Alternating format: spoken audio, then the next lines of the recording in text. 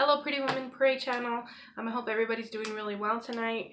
I hope everybody has had a great day so far.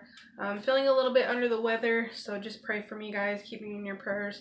But I wanted to do this video for you guys. This video today is going to be something that's very near and dear to my heart.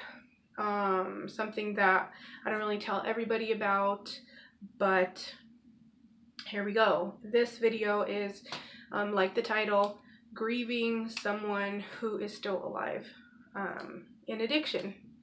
So this is for the family of addicts. This is for the grandmother. This is for the mother. This is for the child. This is for somebody who has dealt with addiction in their family, or has a loved one, or even a friend who's going through addiction. And I just want to talk about kind of grieving them, and that it's okay, and I just want to talk about my life pretty much, because for those of you who don't know, my husband is a drug addict, and pretty much as long as we've been together, I didn't know for a long time, and then I found out, and we kind of went through the process trying to do rehabs, trying to do so we're living at home, trying to do anything that we possibly can, the Vivitrol shot, everything, guys. And, right now, currently he is not here, but as you guys know, people who deal with addicts, they come and they go sometimes until they decide to make that transition to 100%. Trying to be sober and really dedicate themselves, and they're really ready to make that change. It can be up and down. So this video is not it's not really for the addict, it's more for the addict family, because I've never been a drug addict, but I have loved an addict. And so I go through my own set of ups and downs. It's much different than the addict, and sometimes they have a hard time even understanding where we're coming from. So this is for people who are grieving someone who is still alive in addiction, and maybe they're not there right now, or maybe they are, but they can just relate. So first thing I want to, okay guys, we are back. Okay, so the number one thing is, you guys, this is normal. A lot of people, it's not normal. First of all, it's not really normal, but it's normal to us. It's normal to the loved one. It's normal to somebody who has gone through it. This is our life, and this is our everyday life sometimes. The ups and the downs of this, dealing with somebody that we love. And even when they're not there, we still have them in our heart. We still think about them, pray for them, want the best for them, have faith for them. So if you have a loved one in addiction, it's okay. I'm here for you. And this is our normal, so don't feel bad or embarrassed about it. It's okay that we go through this. Okay, so number one thing is, you want to research and understand. That's really, really important. It really helped me when I was first understanding and going through all this. I didn't understand. I had no understanding whatsoever about the addict, about the way they think, about the way they do things. Why do they do this? Why do they do that? Why is their mood this way? Why is this and that? So I got educated. I went online. I researched a bunch of things. There's a couple people on YouTube, and I'll link them down below, that kind of gave a little bit of insight, which was nice and helpful for me. Some from the addict perspective, some from just healthcare people and stuff like that, of why scientifically, and the chemicals and everything that happens in the brain when people are addicted. But that really, really helped me. Also, guys, like everything else on my channel, I follow the Bible. For me, it's a spiritual battle. It's pretty much the devil. The drugs are the devil. The addiction is the enemy trying to come into your life and trying to just ruin it and get into your mind. If he can get into your mind, he'll take over your body too. So we have to understand that. It's a chemical thing, but it's also spiritual warfare. So the number one thing, you guys, I want you to try your best to form a relationship with God, as I always say, and try to pray, it really, really, really helped me. And my closeness with God, it kind of started in the addiction, because the addiction has taken us back and forth and up and down. And, you know, my relationship was rocky and it ended, then we got back together. I mean, it was just crazy. And, you know, my husband has never been afraid to talk about it. He's never wanted me to hold back on it. So I know that he would be okay with me doing this video. I just wanted to wait until it was the right timing, and I feel like it is. And so, you know, my faith has grown tremendously through this addiction that we've gone through together. And, you know, I have a greater understanding of people. I have a greater compassion for people that I see on the street that are in addiction, that are in recovery. I have a greater understanding of why they do things. And, you know, I have a greater understanding of, yes, it's a choice that they make, and it sucks. It sucks for us. It sucks for the kids. It sucks for everybody who's involved. But at the same time, guys, we have to have compassion, because that's what the Lord wants us to do. He wants us to have compassion. He wants us to pray for people. He wants us to stand in the gap for those people who don't even know that they're blinded. We all get blinded sometimes, and so this is no different. We just have to look at it and be positive and have faith that the Lord can overcome anything. He can overcome a drug addiction. He can bring your family member back. He can do anything. He can do anything. And I'm going to tell you, there's been numerous times when I've prayed, me and God have gone rounds, and I've been so upset about this and that. And it's like, the minute that I kind of gave up, boom, it was like things happen, and he would come back and he would be sober. And, you know, it doesn't matter about the ups and downs. Those moments are precious to me, and they're precious to the kids, and they're precious to us, to our family, and to him, I hope. And, you know, those times really mean a lot. And if it was not for God, I don't know how I would get through this. So just try to have that relationship and know that you're not alone, because it is hard and it does feel like you're lonely sometimes. But that was another point I wanted to just make. Another one, when you're grieving, guys, when your loved one leaves and you have people who you tell that are close to you, or maybe they're not close to you, just tell them, you know, somebody you feel comfortable with. Sometimes people are going to make comments. People are going to say, oh, well, at least he doesn't have to come steal your stuff anymore. Or at least he doesn't have to be leaving you and this and that. Guys, they're not saying it because they're trying to be mean. And if they don't have somebody like that in their life, or maybe they do, and they've seen it happen over and over again, that can breed bitterness and anger. And when you see your loved one go through something like this, it can be hard for the person to understand why they keep letting them back in, or why they do the things that they do, why they accept them. And we have to be okay with that. As the person who loves the addict, we have to be okay with just kind of taking it with a grain of salt and saying, you know, I understand you're hurting for me. I'm hurting too. You know, sometimes I used to get really mad when people would make comments like, oh, that crackhead over there, or that this or that. That offended me, because it was like, well, my husband is that. I mean, that's the reality. Or my loved one is like that. Or, you know, my dad is that person. Or whatever. Like, and I try not to get offended still, but it does touch a soft spot, because they're still human beings. They're still people. We are allowed to love them, whether they're here, whether they're there, whether whatever. We are allowed to feel the way that we want to feel.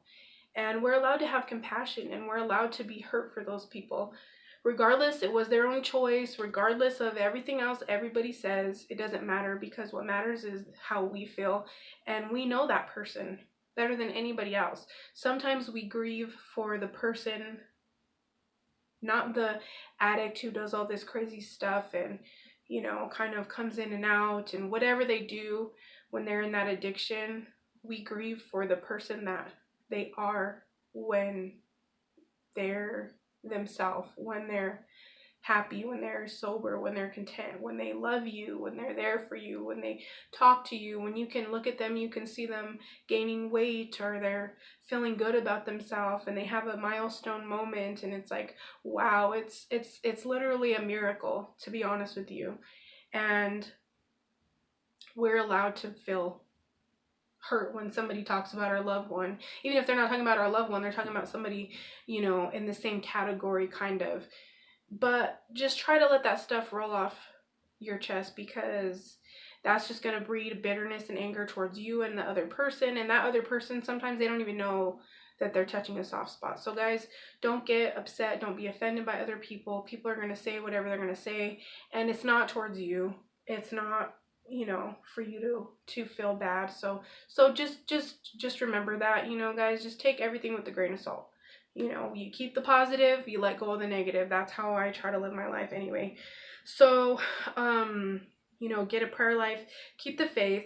We don't know what's going to happen in this addiction stuff, guys.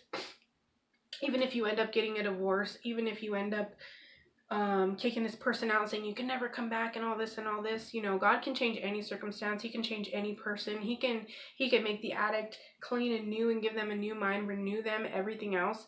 And, you know, they can go the rest of their life sober. We don't know what's going to happen. So you guys keep the faith. You never know. You can never just cast somebody out and say forever, you know, because it's not up to us at the end of the day. It's our job to keep faith. It's our job to pray for these people. It's our job to be that loved one at the end of the day, because they've burned bridges already. And so we want to be the person who, if they call, you know, we still have boundaries and everything like that. I'm not saying just come let them back in and all that craziness. I'm not saying that. I'm saying that we, being the loved one, we can keep faith that maybe they can get sober one day. And sometimes I almost feel guilty talking, not guilty, but it's like people who don't understand, they think like, oh, that person is never going to change.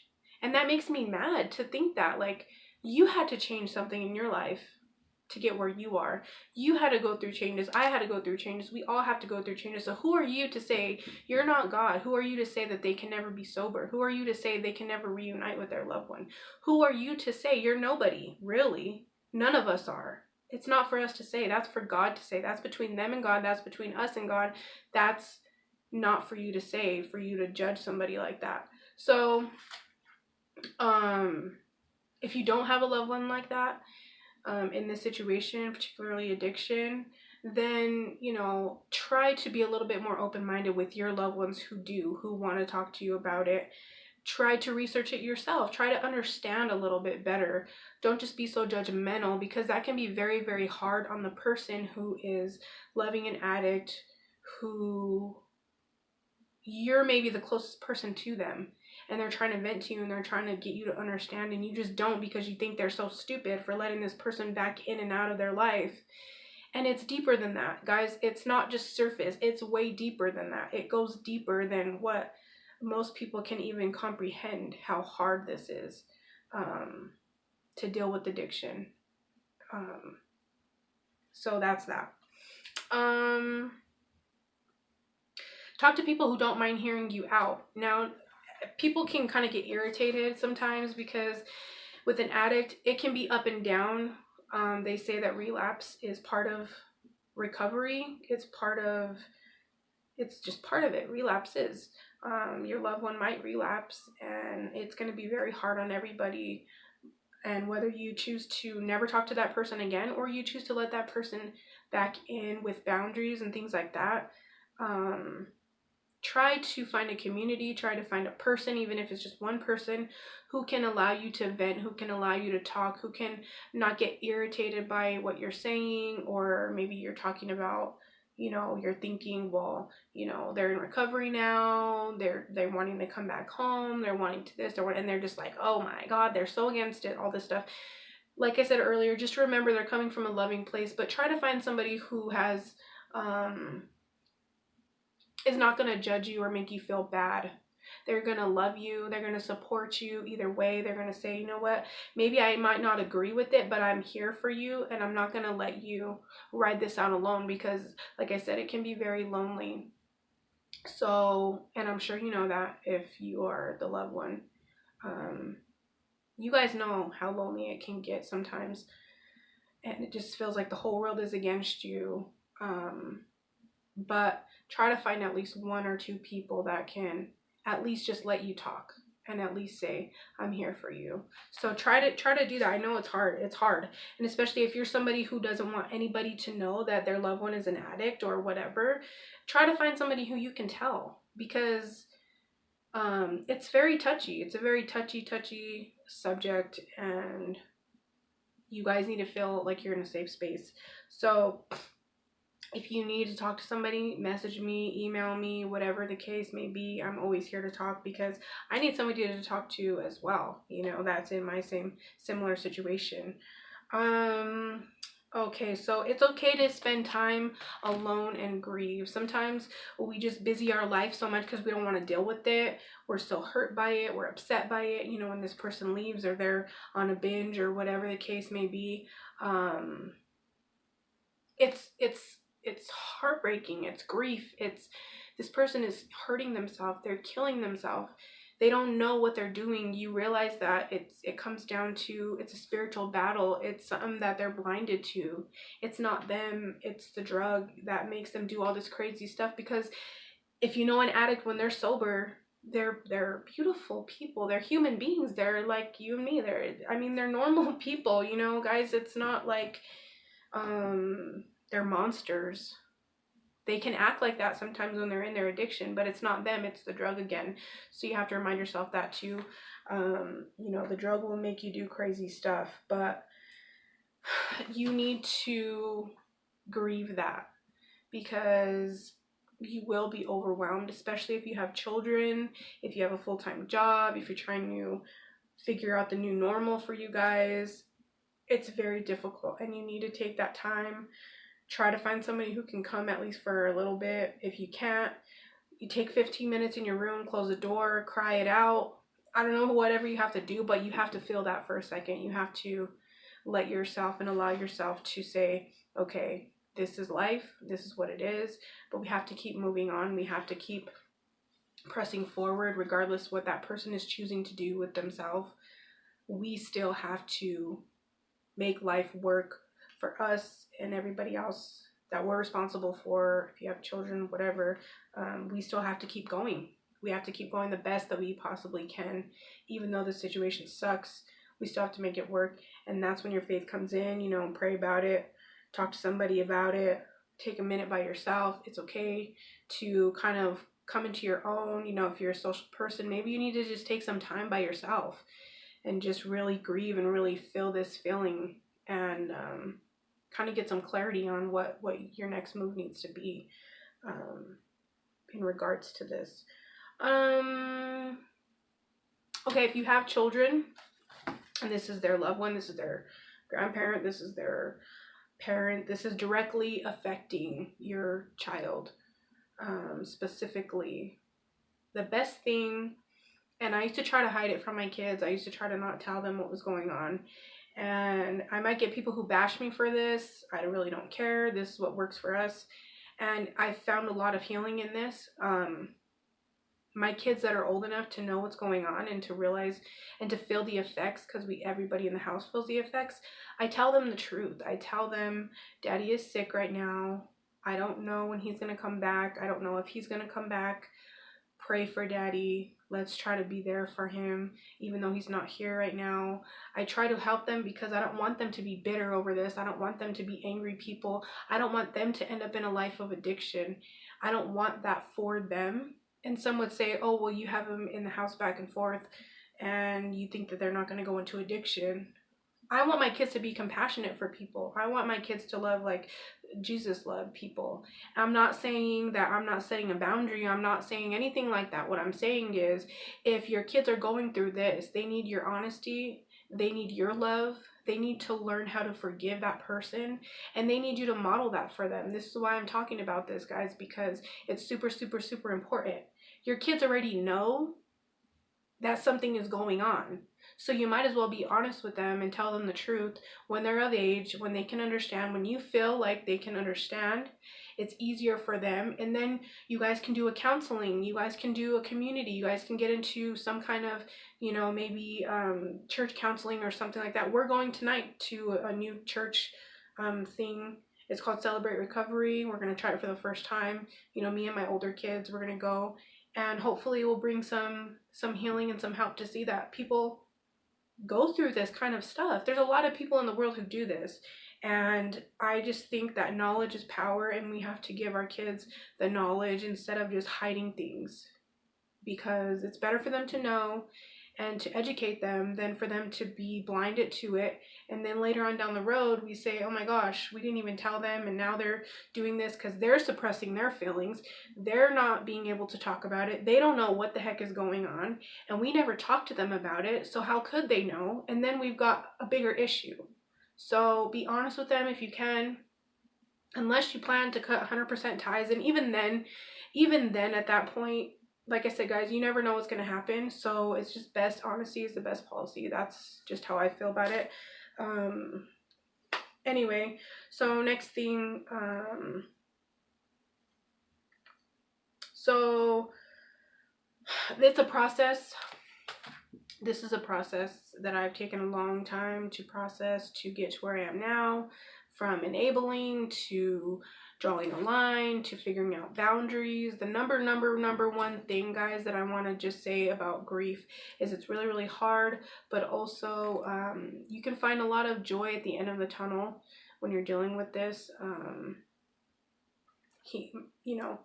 Your loved one might be gone, but you can focus on other things. Try to focus on yourself. The number one thing I realized when I was being, I don't know, they call it codependency or something.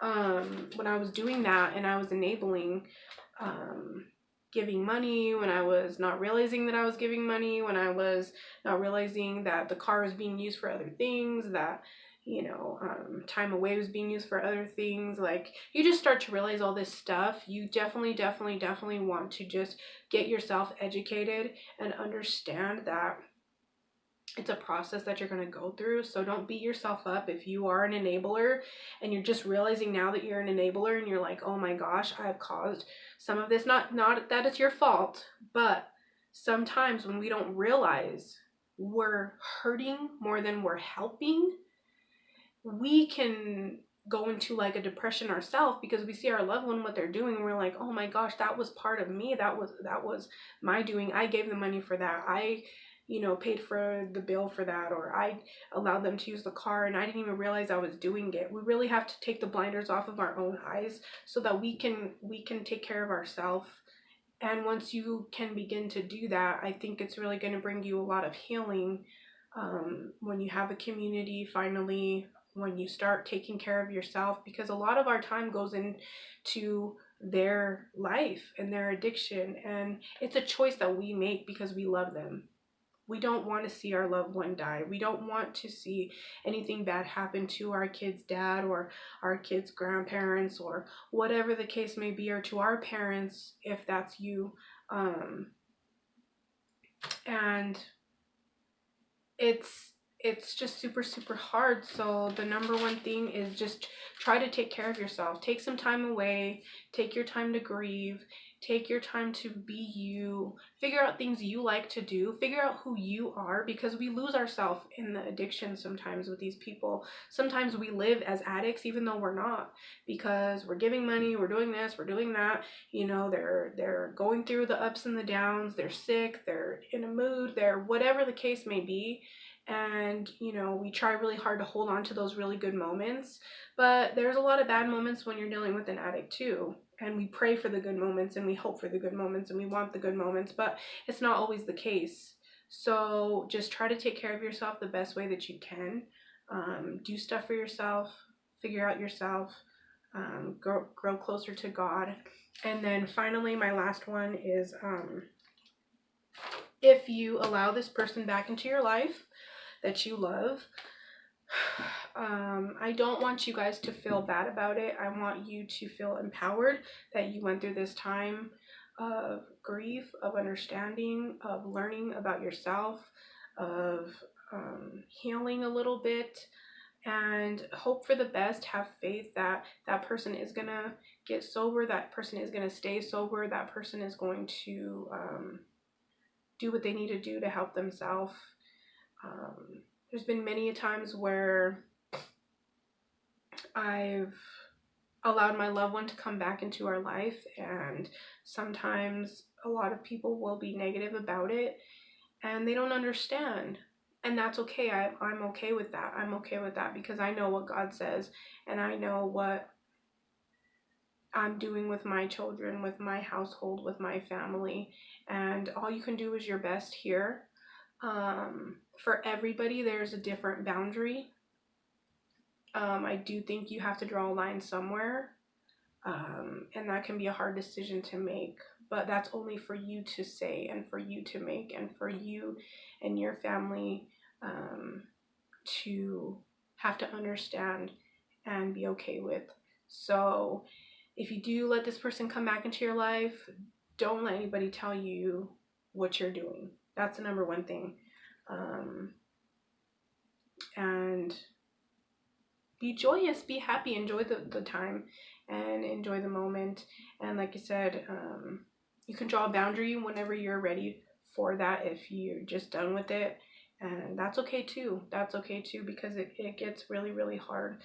But nobody can tell you when. You have to make that decision on your own.